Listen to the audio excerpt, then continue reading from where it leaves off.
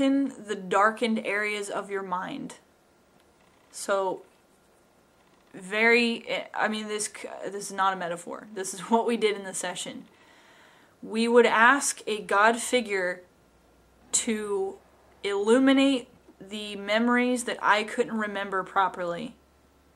It was a type of regression therapy.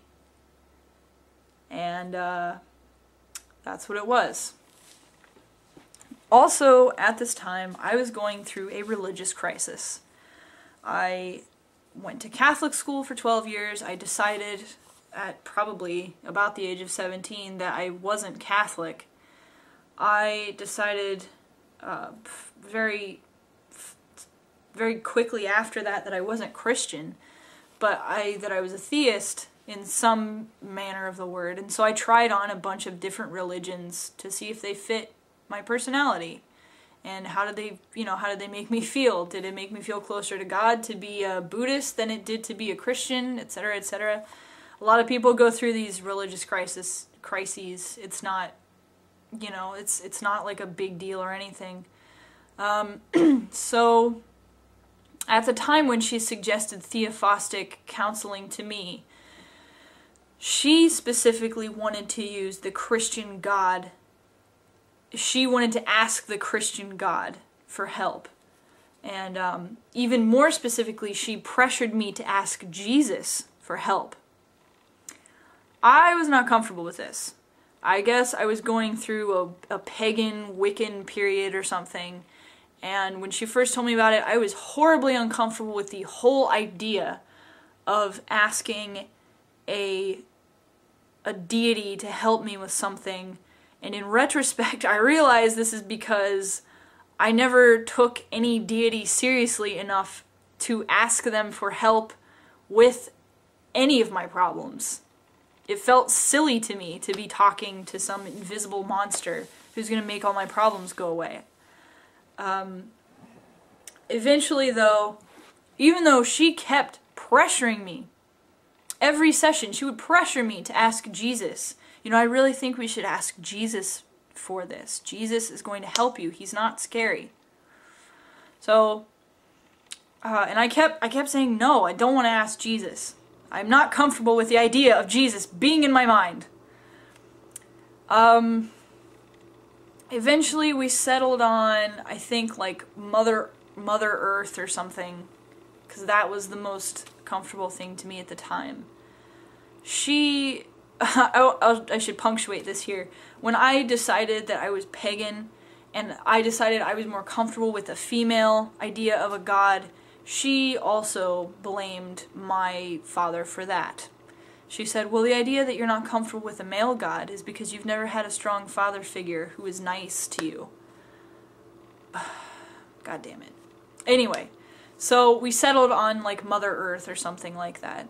And so she tried to hypnotize me, and it didn't work the first time. Go figure. Because I didn't want it to work. I didn't want to be hypnotized because you're vulnerable, and that's when, if you believe in hypnotism, that is when you are most vulnerable. That's when you unleash everything. And I didn't want to do that. Let's see. So, kept harping about doing theophostic counseling, kept harping me about asking Jesus. Finally, I got so desperate that I agreed. And my feeling of desperation, I want you to know this, my feeling of desperation did not come from actually feeling desperate. All of my problems and my feelings came from that therapist. She planted everything in my head that I had memories that I didn't, that I had a disorder that I didn't. She planted all of this in my head. Whereas if I hadn't gone to her, I may have just been just another angsty 17-year-old. And I would get over it eventually. Who knows what would have happened, because we don't have alternate dimensions yet. So I can't, I don't know. But I had more problems from going to her for therapy than I ever got solved.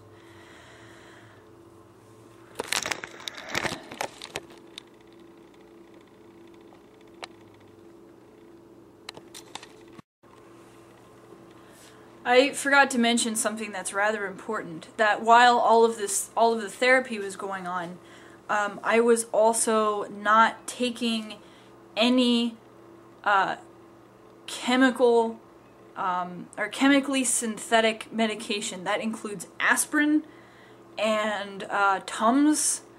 Anything that was man-made, I was not allowed to take.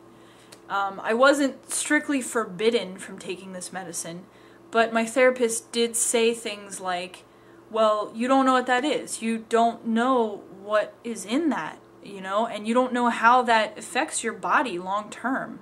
It's unhealthy to put unnatural things in your body. So instead of taking Zoloft for my depression, I was taking St. John's wort and vitamin B12 every day. And then eventually I started taking omega-3 fatty acid fish oil pills. And let me tell you, when you start taking those for a while, your burps taste like fish. So I didn't take any synthetic medication at all. Ever. For the entire 5 years that I saw her, I didn't take synthetic medication. Let's see. She also wanted me to go to an iridologist. So I set up an appointment to do that. An iridologist, if you don't know, is someone who looks at the iris in your eye, and from looking at that, they can tell you what kind of blockages you have in your body. It's kind of like reflexology in your foot, except they just look at the iris in your eye. Yeah. I went to a woman, I can't remember what it's called, what she did, but I laid down on a table and she would ask me to think of stressful events that were going on in my life, and then she would, while I was thinking of them, she would like push something in the back of my neck and then ask me to breathe out, and then she would let go. I still don't know what the fuck that was about. I have no idea what that was about. What other crazy shit did I do? Let's see. I stopped dyeing my hair for a little while. I tried using henna dye because it's all natural, and my hair looked like baby poop for like a couple days before I decided to bleach it out. What else did I do? I did go to a reflexologist. Reflexology is when they massage different, there's supposedly different pressure points, I guess, in your feet, and then those pressure points correspond to your internal organs. So it's like if I press on your big toe or something, it's supposed to correspond with your liver. I don't know if you guys know this, but that's not the way the body works. So yeah, I did reflexology. And then I also did other things that weren't explicitly, that my therapist didn't explicitly tell me to do, but we went to like, this is my mother and I, when I say we went to a psychic fair, and I got my palm read, and I got some crystals, and a bunch of other crazy shit. I mean, I was knee deep in it, and perhaps I'll make another video about that later on, because I don't want to digress too much, but I just want to make the point that I was so far into this stuff that I wouldn't even take an aspirin when my head hurt. So, alright. On to the most exciting and the most disturbing part of this entire story. So after I had now been convinced that my father had done something to me when I was younger, I still rejected the idea that he sexually abused me.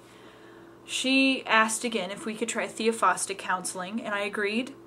And she asked if we could invoke the name of Jesus, and I also agreed, because just